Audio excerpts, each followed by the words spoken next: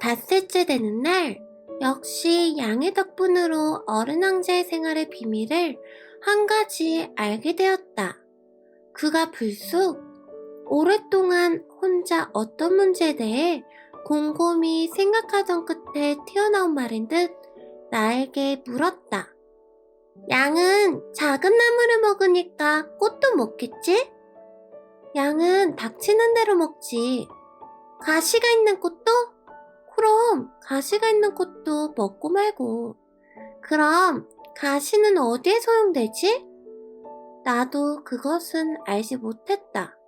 나는 그때 내 모터에 너무 꼭 쥐어있는 볼트를 빼내는 일에 정신이 팔려 있었다.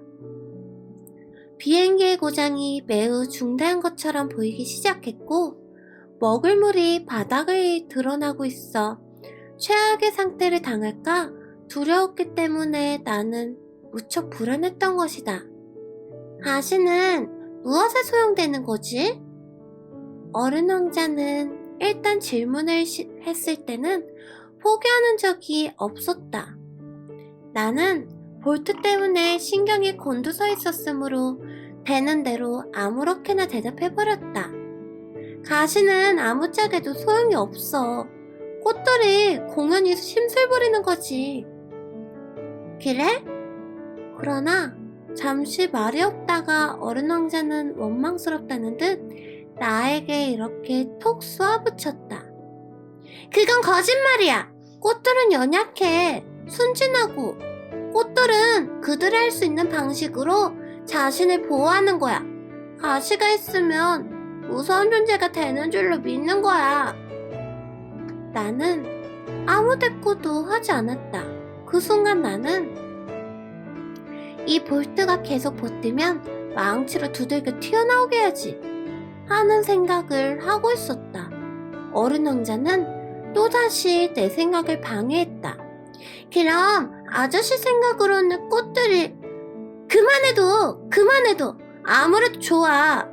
난 되는 대로 대답했을 뿐이야. 나에겐 지금 중대한 일이 있어. 그는 깜짝 놀라서 나를 바라보았다. 중대한 일이라고?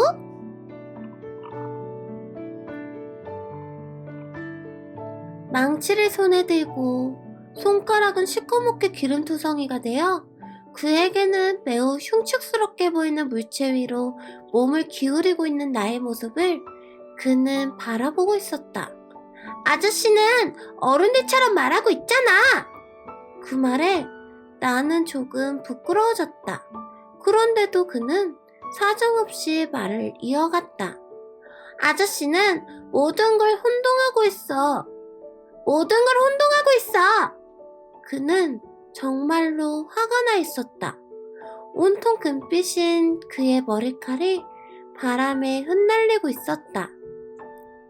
시뻘건 얼굴에 신사가 살고 있는 별을 나는 알고 있어. 그는 꽃향기라고는 맡아본 적이 없어. 별을 바라본 적도 없고 아무도 사랑해본 일도 없고 오로지 계산만 하면서 살아왔어. 그래서 하루 종일 아저씨처럼 나는 중대한 일을 하는 사람이야 라고 되뇌이고 있고 그래서 교만으로 가득 차 있어. 하지만 그는 사람이 아니야. 버섯이지. 뭐라고? 버섯이라니까? 어른 왕자는 이제 분노로 얼굴이 하얗게 질려 있었다. 수백만 년 전부터 꽃들은 가시를 만들고 있어. 양도 수백만 년 전부터 꽃을 먹어왔고. 그런데도 그들이 아무짝에도 쓸모없는 가시를 왜 만들어냈는지 알려는 건 중요한 일이 아니라는 거지? 양과 꽃들의 전쟁은 중요한 게 아니라는 거지? 그건 붉은 얼굴에 뚱뚱한 신사가 하는 계산보다 더 중요한 게 못 된다는 거지?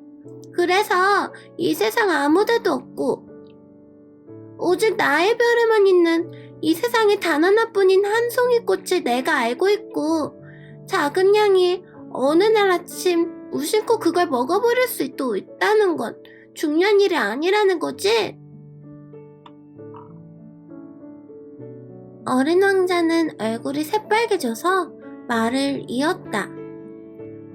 수백만 개의 별들 중에 단 하나밖에 존재하지 않는 꽃을 사랑하고 있는 사람은 그 별들을 바라보고 있는 것만으로 행복할 수 있어. 그는 속으로 내 꽃이 저기 어딘가에 있겠지 하고 생각할 수 있거든. 하지만 양이 그 꽃을 먹는다면 그에게는 갑자기 모든 별들이 사라져버리게 되는 거나 마찬가지야. 그런데도 그게 중요하지 않다는 거지. 그는 더 말을 잊지 못했다. 그는 벼랑간 흐느껴 울기 시작했다. 밤이 내린 뒤였다. 나는 손에서 연장을 놓아버렸다. 망치도 볼트도 목마름도 죽음도 모두 우습게 생각되었다.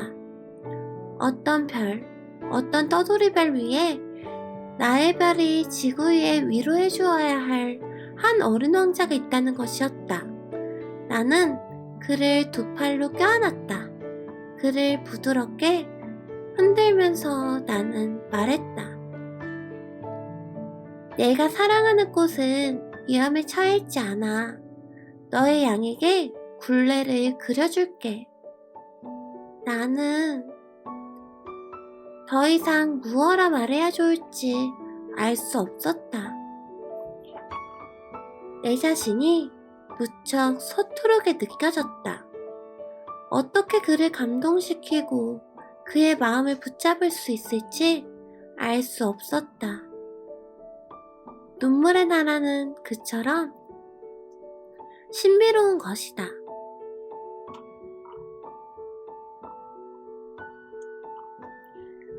나는 곧 그 꽃에 대해 더 많은 것을 알게 되었다.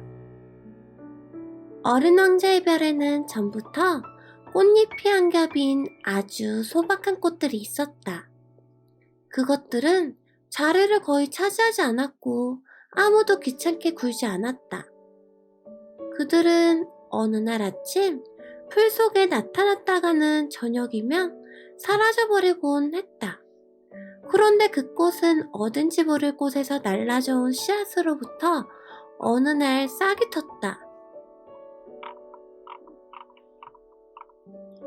그래서 어린 왕자는 다른 싹들과 닮지 않은 그 싹을 주의 깊게 관찰했다. 새로운 종류의 바오밥 나무인지도 모를 노릇이었다. 그러나 그 작은 나무는 곧 성장을 멈추고 꽃을 피울 준비를 하기 시작했다. 커다란 꽃망울이 맺히는 것을 지켜보고 있던 어린 왕자는 거기에서 어떤 기적 같은 것이 나타나리라고 느끼고 있었다. 그러나 꽃은 그 연록색 방 속에 숨어 언제까지고 아름다워질 준비만 하고 있었다.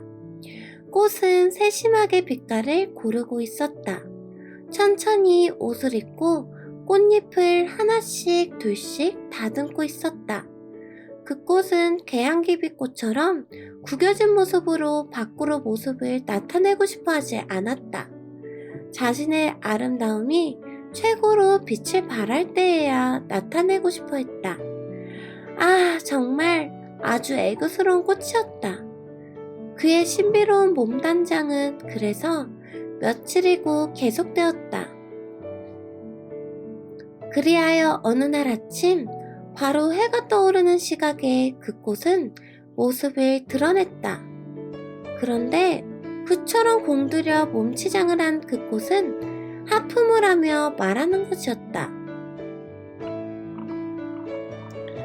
아, 이제 막 잠이 깼답니다. 용서하세요. 제 머리가 온통 헝클어져 있네요. 어린 왕자는 그때 감탄을 억제할 수 없었다. 참 아름다우시군요. 그렇죠. 그리고 난 해와 같은 시간에 태어났답니다. 꽃이 살며시 대답했다. 어린 왕자는 그 꽃이 그다지 겸손하지는 않다는 점을 알아챘다. 하지만 그 꽃은 너무도 감동적이 아닌가. 아침 식사할 시간이군요. 제 생각을 해주실 수 있으실는지요? 잠시 후 그 꽃이 다시 말했다. 그래서 몹시 당황한 어린 왕자는 신선한 물이 담긴 물뿌리개를 찾아 그 꽃의 시중을 들어주었다. 이렇게 그 꽃은 태어나자마자 까다로운 허영심으로 그를 괴롭혔다. 어느 날은 자기가 가진 4개의 가시에 대해 이야기하면서 어른 왕자에게 이렇게 말하기도 했다. 호랑이들이 발톱을 세우고 와도 좋아요. 내 별에 호랑이들은 없어요. 그리고 호랑이들은 풀을 먹지도 않고요. 라고 어른 왕자는 항의했다. 저는 풀이 아니에요. 그 꽃이 살며시 대답했다. 용서해줘요. 난 호랑이는 조금 더 무섭지 않지만 바람은 질색이랍니다. 바람막이 가지고 있으세요? 바람은 질색이라 식물로서는 안 된 일이군. 이 꽃은 아주 까다로운 식물이군. 하고 어른 왕자는 속으로 생각했다. 저녁에는 나에게 유리덮개를 씌워주세요. 당신이 살고 있는 이곳은 매우 춥군요. 설비가 좋지 않고요. 내가 살던 곳은 그러나 꽃은 말을 잇지 못했다. 그 꽃은 씨앗의 형태로 온 것이었다. 다른 세상에 대해서 아는 게 있을 리가 없었다. 그처럼 뻔한 거짓말을 하려다 들킨 게 부끄러워진 그 꽃은 어른 왕자의 잘못을 드러내기 위해서 기침을 2번 했다. 바람막이 있으시냐고 했잖아요. 찾아보려는 참이었는데 당신이 계속 말을 했잖아요.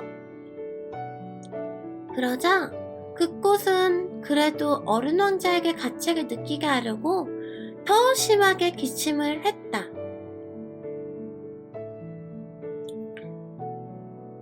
그리하여 어른 왕자는 사랑에서 우러나온 호의를 가지고 있었으면서도 꽃을 의심하기 시작했다.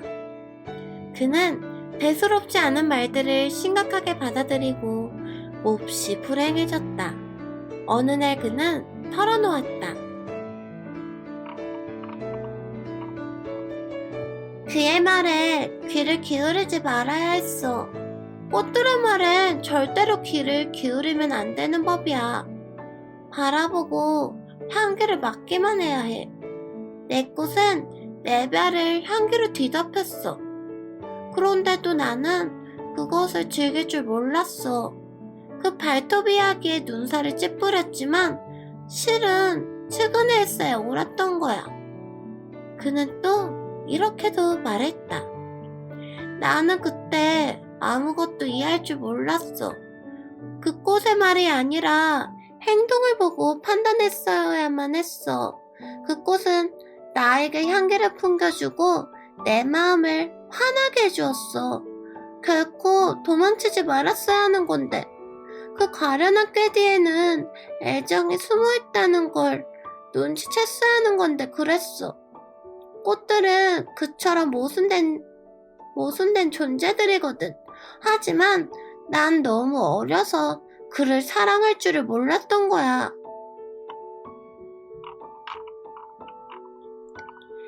나는 어른 왕자가 철새들의 이동을 이용하여 별을 떠나왔으리라 생각한다. 떠나는 날 아침, 그는 그의 별을 잘 정돈해 놓았다. 불을 뿜는 화산들은 정성스레 쑤셔서 청소했다. 그에게는 불을 뿜는 화산이 2 있었다. 그런데 그것은 아침밥을 데우는데 아주 편리했다. 불이 꺼져 있는 화산도 하나 있었다. 그러나 그의 말처럼 어떻게 될지 알 수 없는 일이었다. 그는 그래서 불 꺼진 화산도 잘 쑤셔 놓았다. 화산들은 잘 청소되어 있을 때는 부드럽게 규칙적으로 폭발하지 않고 타오른다. 화산의 폭발은 벽난로의 불과 마찬가지인 것이다. 물론 우리 지구 위에서는 우리들의 화산을 쑤시기에는 우리가 너무 작다. 그래서 화산이 우리에게 숱한 곤란을 가져다 주는 것이다. 어린 왕자는 좀 서글픈 심정으로 바오밥 나무의 마지막 싹들도 뽑아냈다. 다시는 돌아오지 못하리라 그는 생각하고 있었다. 그런데 친숙한 그 모든 일들이 그날 아침에는 유난히 다정하게 느껴졌다. 그래서 그 꽃에 마지막으로 물을 주고 유리덮개를 씌워주려는 순간 그는 울고 싶은 심정이었다. 잘했어. 그는 꽃에게 말했다. 그러나 꽃은 대답하지 않았다. 잘했어. 그가 되뇌었다. 꽃은 기침을 했다. 하지만 그것은 감기 때문이 아니었다. 내가 어리석었어. 용서해줘. 행복해지도록 노력하길 바래. 이윽고 꽃이 말했다. 비난조의 말을 들을 수 없게 된 게 어린 왕자는 놀라웠다. 그는 유리덮개를 손에 든 채 어쩔 줄 모르고 멍하니 서 있었다. 꽃의 그 조용한 다정함을 이해할 수 없었다. 그래, 난 너를 좋아해. 넌 그걸 전혀 몰랐지. 내 잘못이었어. 아무래도 좋아. 하지만 너도 나와 마찬가지로 어리석었어. 부디 행복해. 유리덮개는 내버려둬. 그런 건 이제 필요 없어. 하지만 바람이 불면 내 감기가 그리 대단한 건 아니야. 밤의 서늘한 공기는 내게 유익할 거야. 나는 꽃이니까. 하지만 짐승이 나비를 알고 싶으면 두세 마리의 쐐기벌레는 견뎌야지. 나비는 무척 아름다운 모양이니까. 나비가 아니라면 누가 나를 찾아주겠어? 너는 멀리에 가 있겠지. 커다란 짐승들은 두렵지 않아. 손톱이 있으니까. 그러면서 꽃은 천진난만하게 4개의 가시를 보여주었다. 그리고 다시 말을 이었다. 그렇게 우물쭈물하고 있지 마. 신경질 나. 떠나기로 결심했으니 어서 가. 꽃은 울고 있는 자기의 모습을 어린 왕자에게 보이고 싶지 않았다. 그토록 자존심 강한 꽃이었다.